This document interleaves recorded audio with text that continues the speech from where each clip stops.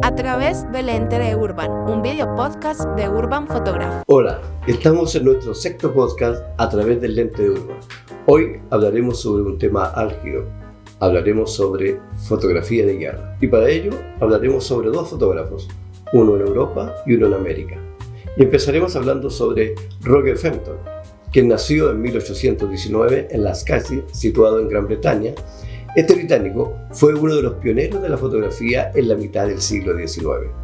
Se desplazó a París para estudiar Derecho, pero compaginó estos estudios con su verdadera pasión, la fotografía. Gustave Le Gray le enseñó unas fotografías de arquitectura tomadas por él sobre papel encerado que llamaron enormemente su atención. Fenton empleó este mismo método para realizar sus primeras fotografías que vieron la luz en 1852. Ese año se desplazó a Rusia con un amigo, realizando numerosas fotografías de Moscú, San Petersburgo y Kiev, que son de las mejores de su obra.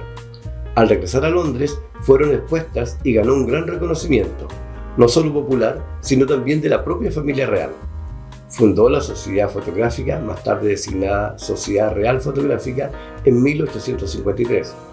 Fue nombrado el primer fotógrafo oficial del Museo Británico en 1854.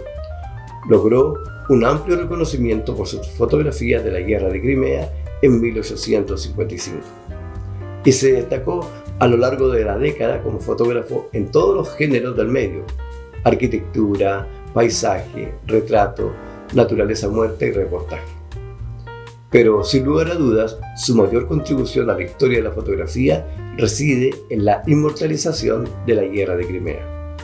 El conflicto en que las tropas británicas, francesas, sardas y turcas lucharon contra el intento de Rusia de expandir su influencia en el territorio europeo.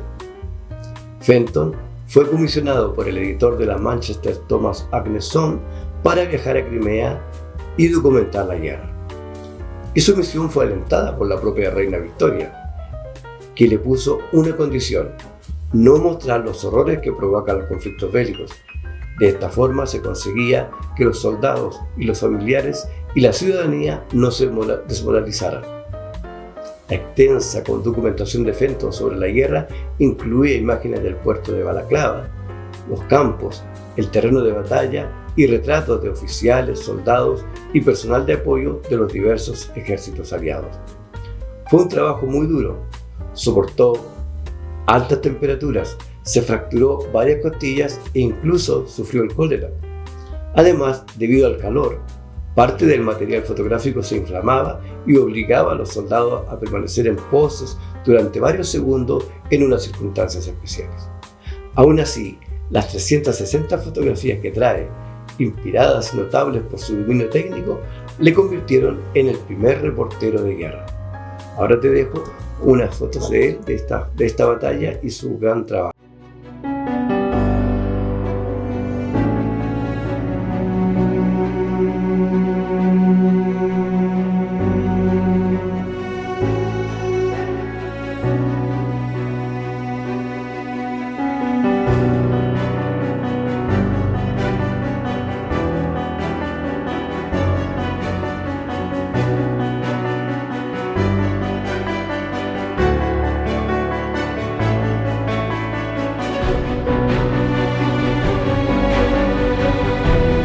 En esta fotografía que te muestro ahora, el Valle de la Sombra de la Muerte forma parte de este conjunto.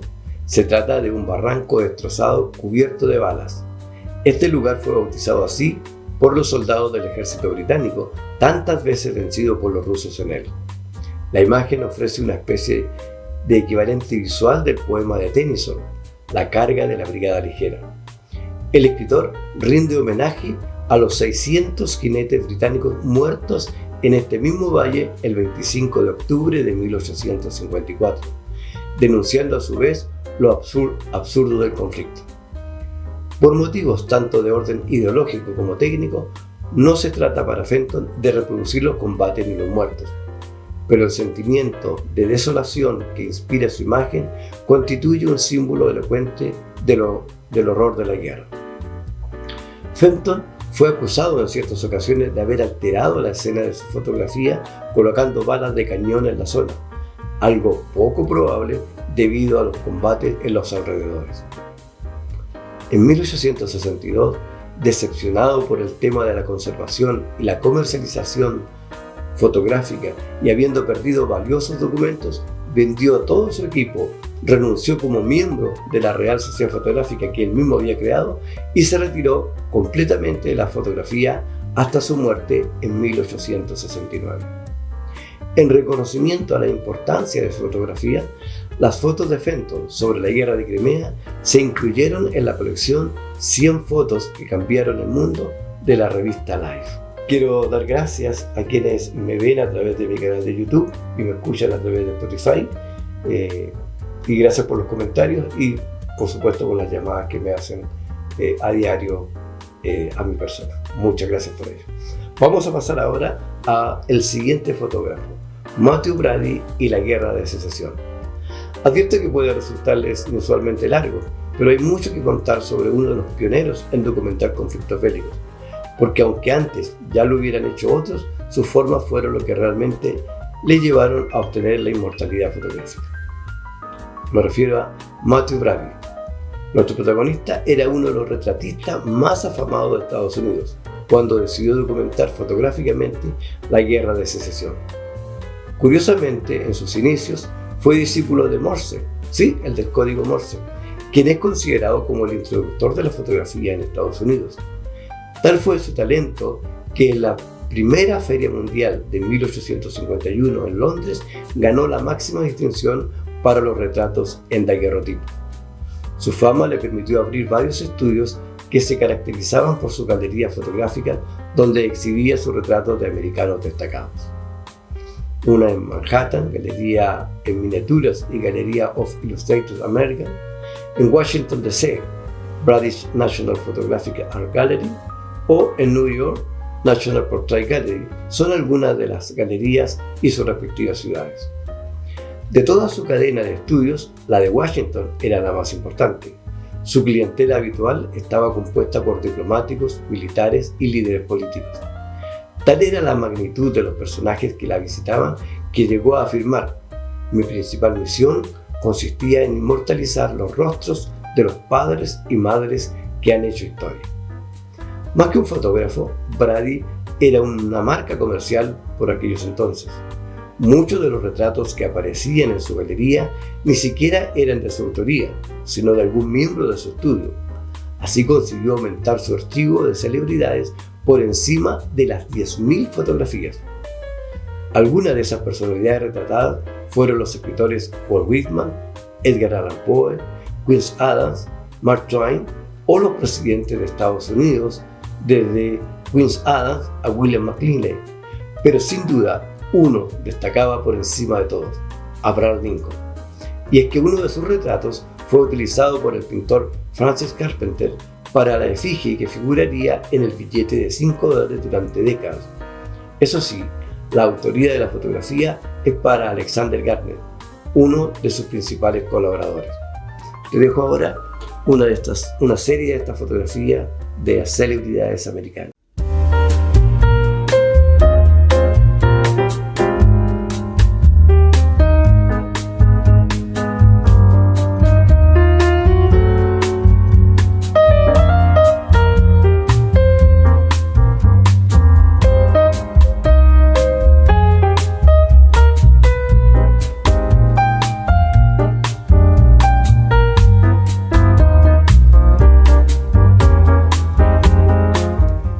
Las posturas de una orientación de la sociedad industrial opuesta a la agraria y la esclavista, así como el deseo del control gubernamental, provocaron que la joven nación sufriera una grieta al crearse la Unión Americana y los Estados Confederados. Norte contra sur se enfrentaron en una de las contiendas armadas más importantes del siglo XIX. Matthew Brady decidió documentar fotográficamente el combate. Se consideraba explícitamente historiador a través de la fotografía y sintió que era su responsabilidad el proveer de un testimonio visual de los eventos e individuos cruciales para su tiempo, y se organizó rápidamente para registrar todos los aspectos de la guerra. Sus buenos contactos En Washington le otorgaron los permisos necesarios para registrar fotográficamente el conflicto.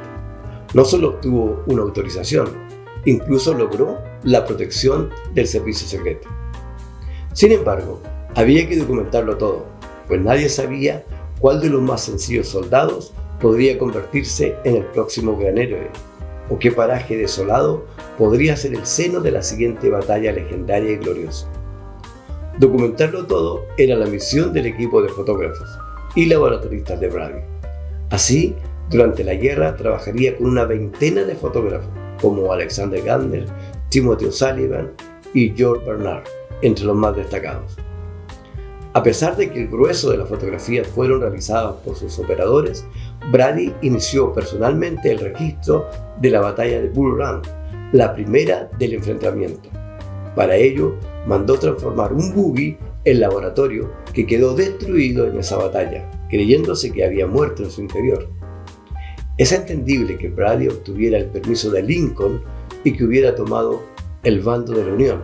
Sin embargo, resulta sorprendente saber que el fotógrafo también logró ganarse la confianza de los máximos líderes opositores, Jefferson Davis y el general Robert Lee, comandante de las fuerzas confederadas, para hacer fotografía del otro bando, y nadie sabe cómo logró eso. Bueno, aquí te dejo unas series de fotografías de esa guerra.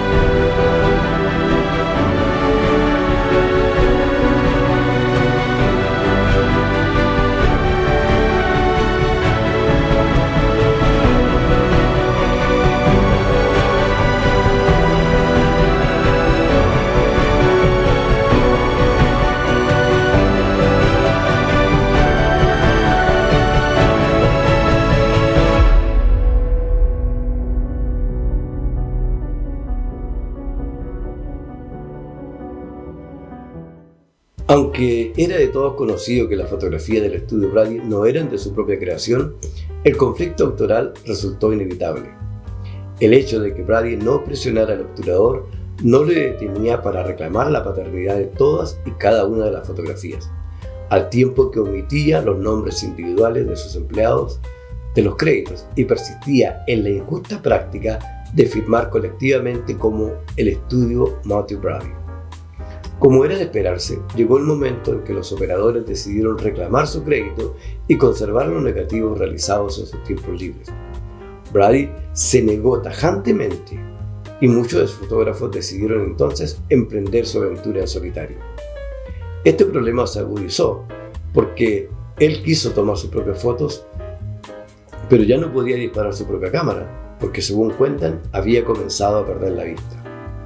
La cruda realidad de la guerra de la secesión. Pero el conflicto autoral no era el único problema que empañaba los días de Brady. El público comenzó a incomodarse con lo explícito de las fotografías que se exhibían en su estudio. En el pasado, autores como Roger Fenton, del que acabamos de hablar en la Guerra de Crimea, Langlois y Benelin o Durand Brager ya habían cubierto conflictos bélicos, pero siempre mostrando evocaciones indirectas, como imágenes de ruinas o campos de batalla sin cadáveres. Brady quería documentar todo lo que ocurría, así cubrió su galería con despiadadas imágenes, con cadáveres en el suelo o apilados, lo que despertó reticencia en los espectadores. Sin embargo, el New York Times publicó una nota sobre el impacto de estas imágenes el 20 de octubre de 1862. El texto dice así: Brady ha realizado algo para hacernos presentes la terrible realidad y seriedad de la guerra. Si no ha traído cuerpos y los ha tirado frente a nuestras puertas y a lo largo de las calles, ha hecho algo muy parecido. En la puerta de su galería cuelga un pequeño letrero: Los muertos de Antietam. Multitudes de personas están subiendo continuamente esas escaleras. Síguelas y se les verá inclinadas sobre las vistas fotográficas de ese aterrador campo de batalla, realizadas inmediatamente después de la acción. Esas imágenes poseen una terrible nitidez.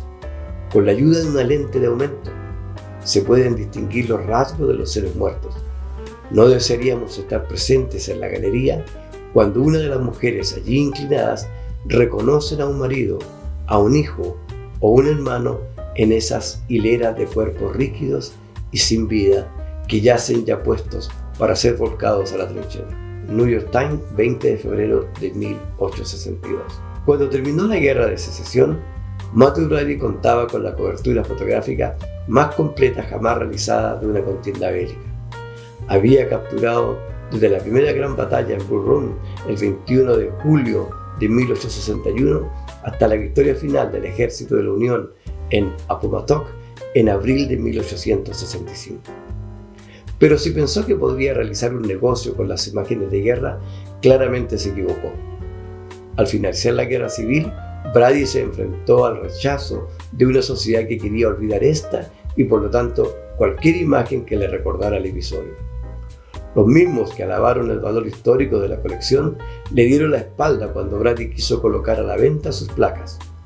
10 años lo intentó, hasta que se quedó sin dinero para pagar el alquiler de la bodega donde almacenaba las fotografías. Al final de su vida, Brady declaró que nadie sabrá jamás por lo que pasé para asegurar estos negativos. El mundo nunca podrá apreciarlo. Cambiaron el curso de toda mi vida. ¡Wow!